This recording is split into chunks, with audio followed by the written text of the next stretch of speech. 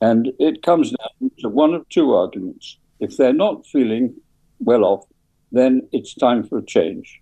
If they are feeling one off, then they will vote along the lines of the government on the basis we don't want someone coming in and mucking it all up. Yeah. And it always comes back to that. And if you have any doubts, just look at Keir Starmer's opening salvo. It is all about the word change. And of course, this is the oldest political trick in the business.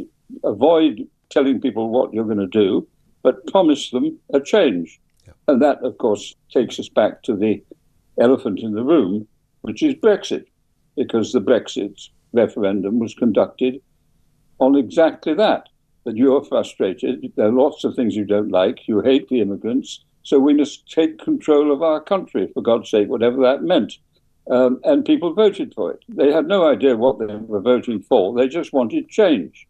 And so now we are facing a general election. And once again, the elephant in the room is Brexit. That this is going to be the most dishonest election campaign I can ever remember, because both big parties are going to avoid the fundamental dilemma facing this country. What sort of country are we in the politics of tomorrow? Do we matter? How do we influence? How are we regarded? What's the best interest to our economy? How do we defend ourselves? And none of those questions can be answered credibly unless you talk about our position in Europe. But that is a forbidden subject because of the toxic influence of Nigel Farage and the Reform Party, who are racialists, if they're anything, pandering to public resentment about immigration.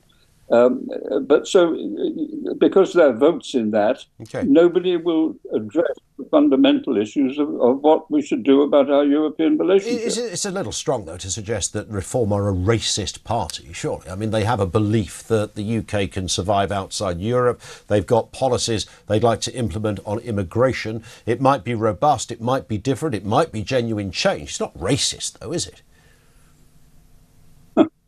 Look, you know them when you see them.